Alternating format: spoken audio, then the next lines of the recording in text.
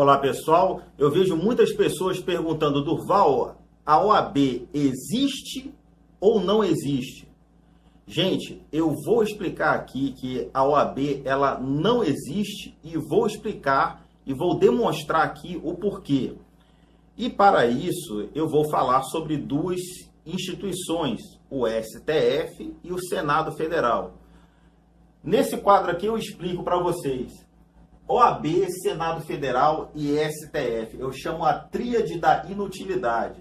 Gente, no mundo todo, o Senado Federal e o STF são extremamente importantes, vírgula. No Brasil, não. E todos nós sabemos o porquê e eu vou falar aqui, explicando sobre esse caso da OAB, eu vou falar sobre essas outras duas instituições, tá? Então vamos lá. O decreto-lei número 19.408, de 1930, cria a OAB. Foi assinado por Getúlio Vargas. Decreto-lei, porque naquela época era uma ditadura, tá? Então, o decreto número 11, de 1991, assinado por Fernando Collor de Mello, ele extinguiu a OAB. E o decreto número 761, de 1993, de Itamar Franco, ele trouxe de volta a OAB. Então, a OAB existe ou não existe?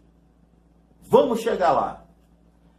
Existe um fenômeno da repristinação, é um fenômeno jurídico. Existe em alguns países do mundo, tá? No Brasil, o fenômeno da repristinação, ele só vale se ele for expresso.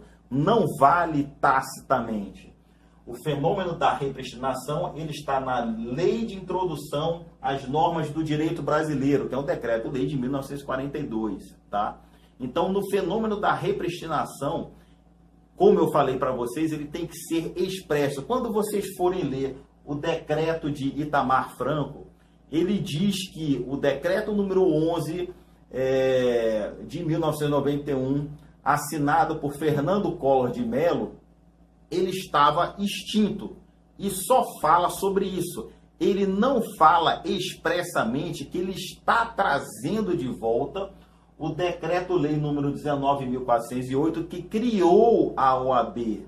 Ele não está trazendo de volta. Então, como eu falei para vocês, o fenômeno jurídico chamado repristinação no Brasil ele existe em diversos países do mundo. No Brasil, ele não é aceito de forma tácita. Então tem que ser expressamente. E o decreto de Itamar Franco não colocou isso expressamente. Então a OAB não existe. Mas calma que tem coisa pior, né?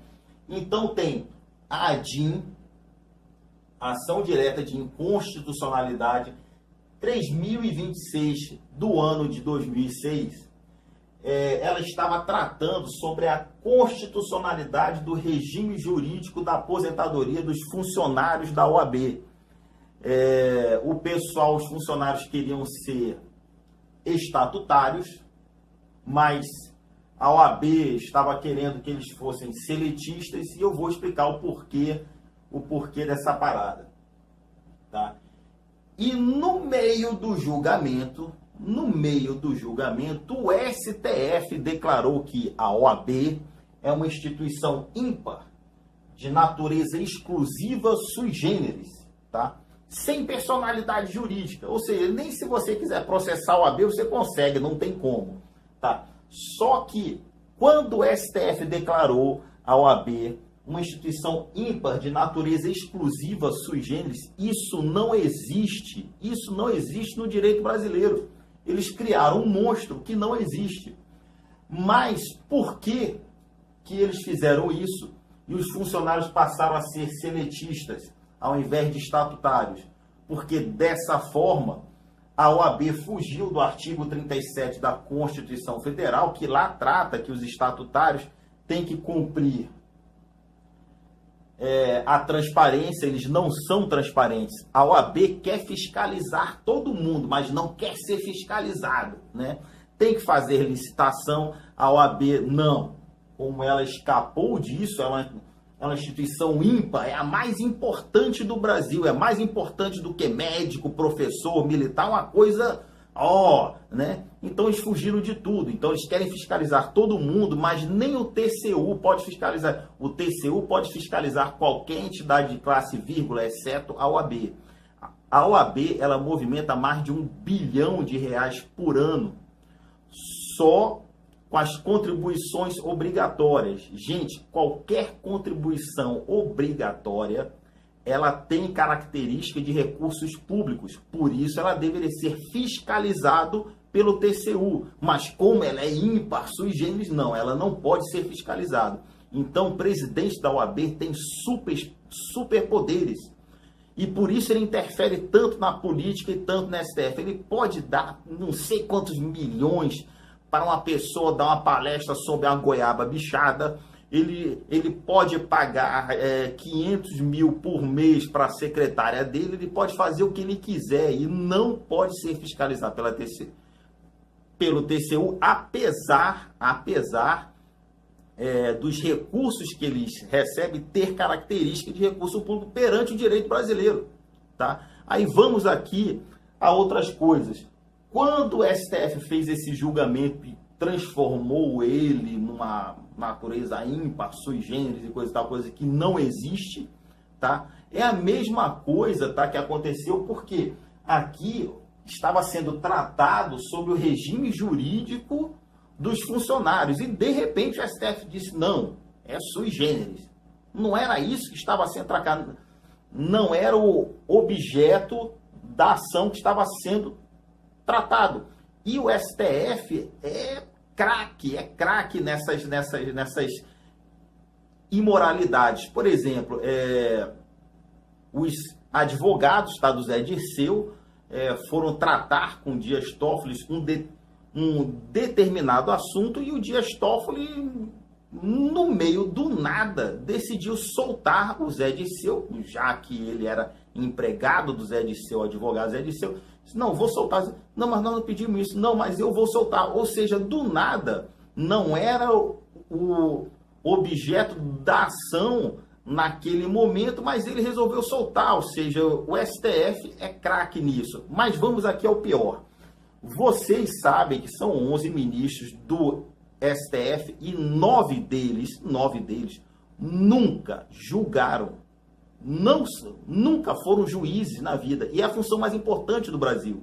Por que é a função mais importante do Brasil? O presidente só passa 4 anos. O ministro do STF, ele fica até 75 anos. E vocês viram, eles cometem aberrações e ninguém julga eles. Mas quem foi que colocou eles lá? Tá? Foi o Senado Federal. O Senado Federal, olhem só a qualidade dos senadores e a qualidade dos ministros do STF. O Senado Federal, para colocar um ministro do STF lá, são 81 senadores, tem que, no mínimo, 54, ou seja, 2/3, aprovar aquela pessoa que nunca julgou ninguém. Nunca. Advogado de porta de cadeia. Tá? E aprovou os 11.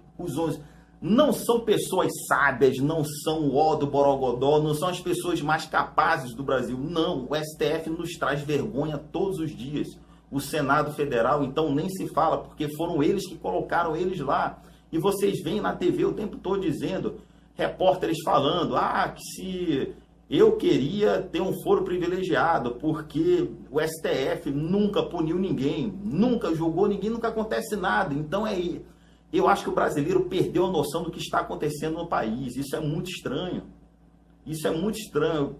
O brasileiro perdeu a noção do raciocínio lógico das coisas. Nós estamos na situação precária. Meu nome é Durval Ferreira, sou oficial de carreira do Exército Brasileiro e jornalista. Me sigam no Facebook em Durval Ferreira, tem um perfil auxiliar também, Durval Ferreira, e tem no YouTube também, Durval Ferreira. Me sigam lá, curtam os vídeos, compartilhem bastante, e muito obrigado a todos pela atenção. E conhecereis a verdade,